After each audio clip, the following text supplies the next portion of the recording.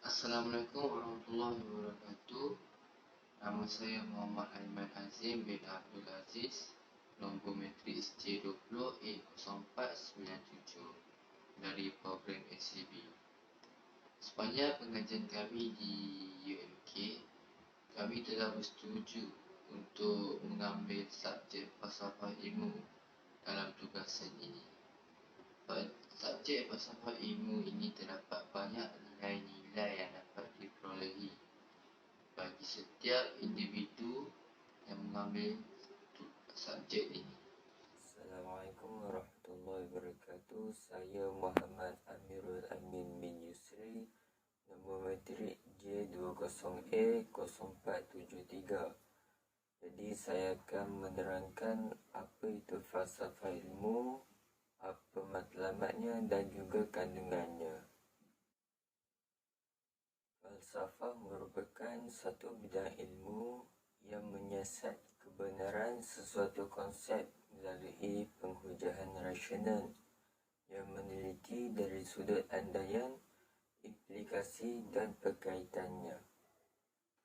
Manakala maksud ilmu pula boleh didefinisikan sebagai pengetahuan dan kepandaian yang mengenai sesuatu bidang yang disusun secara bersistem menurut kaedah dan metod tertentu yang dapat digunakan untuk menerangkan yang berkaitan dengan bidang ilmu. Falsafah ilmu adalah merujuk kepada kajian secara mendalam tentang dasar-dasar ilmu. Kajian yang dibuat adalah untuk mencari kebenaran tentang ilmu yang ada bagi menjawab persoalan-persoalan yang wujud. Fungsi falsafah ilmu ini adalah yang pertama, ianya sebagai alat mencari kebenaran dari segala fenomena yang ada. Yang kedua pula memberikan pengertian tentang cara hidup, pandangan hidup dan juga pandangan dunia. Yang ketiga, memberikan ajaran tentang moral dan etika yang berguna dalam kehidupan. Yang terakhir sekali, menjadi sumber inspirasi dan pedoman dalam kehidupan dalam pelbagai aspek kehidupan itu sendiri, seperti ekonomi, politik, perundangan dan sebagainya. Bagi matlamat falsafah ilmu ini pula, ianya menambahkan kefahaman yang lebih utuh mengenai ilmu dan mampu menggunakan ilmu tersebut. Seterusnya, ianya memecahkan masalah keilmuan secara cerdas dan sah. Kandungan falsafah ilmu ini adalah yang pertama, ontologi.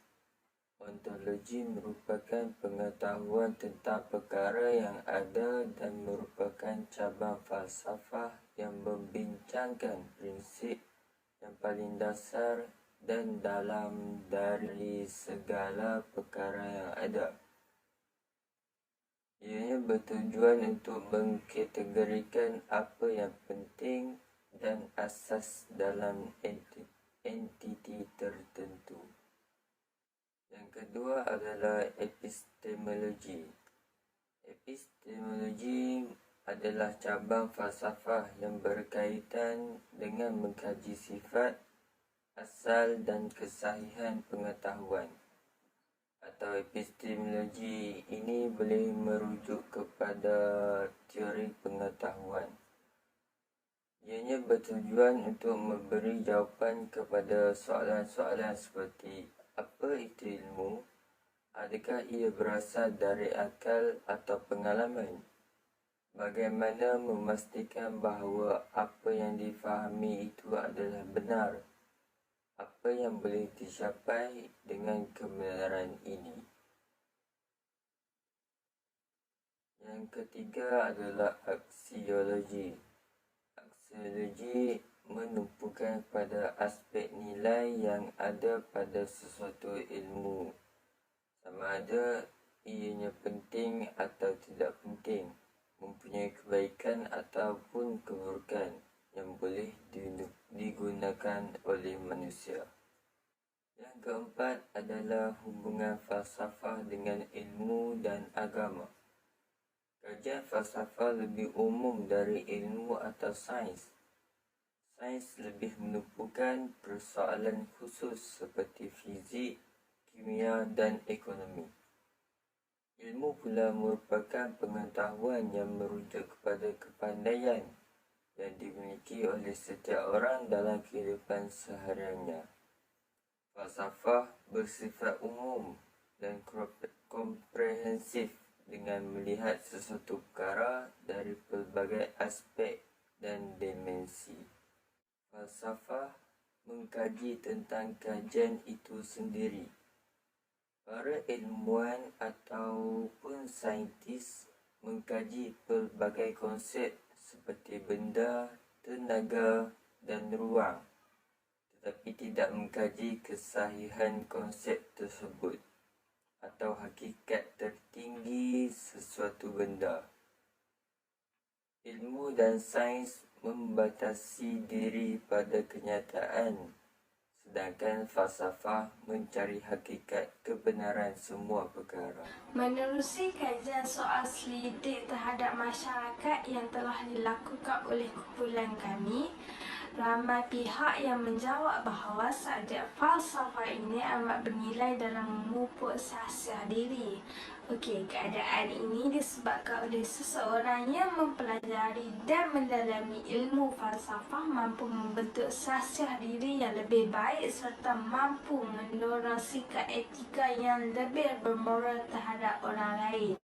Keadaan ini jelas dapat dilihat oleh seseorang individu tersebut ketika melakukan sesuatu pekerjaan di mana seseorang individu tersebut akan melaksanakan tugasannya dengan penuh amanah tanpa berkira tenaga ketika melakukan tugasan tersebut. Selain itu, ramai juga yang bersetuju bahawa subjek ini walaupun tidak memberi jaminan kerjaya pada masa akan datang, tetapi dengan mendalami subjek ini, ia dapat memberikan jalan yang lebih baik dalam membentuk sahsiah seseorang individu tersebut.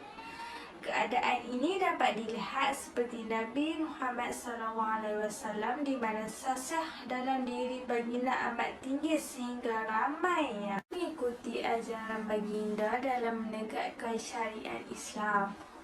Contoh ini sudah cukup jelas bahawa subjek falsafah ini mampu membentuk sahsiah diri seseorang dengan lebih sempurna menurut pandangan yang telah diberikan oleh masyarakat dalam kajian soal selidik yang diberikan oleh kami. Sekian daripada saya, itu sahaja. Terima kasih. Assalamualaikum warahmatullahi wabarakatuh. Saya Nair Salina binti Muhammad Nazrul. Nombor matrik J20A0548. Saya dari SEB. Hari ini saya ingin membincangkan mengenai hasil kajian daripada kesemua masyarakat luar yang dipilih untuk memberi pendapat tentang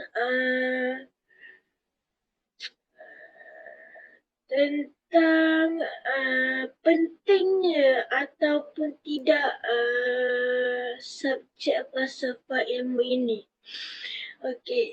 Hasil kajian mendapati kesemua masyarakat luar bersetuju bahawa subjek falsafah ilmu ini memberikan pelbagai aspek positif kepada generasi sekarang dan akan datang. Pada pandangan saya, subjek falsafah ilmu sangat penting dan berguna untuk semua generasi akan datang dan generasi yang sekarang. Ia juga perlu ditambah baik supaya dapat menarik minat pelajar untuk menerokai ataupun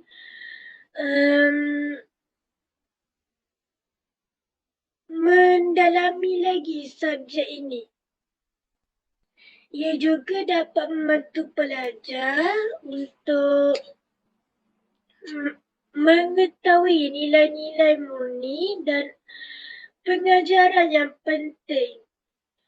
Subjek ini juga dapat mengajar pelajar betapa pentingnya hidup dengan adanya ilmu.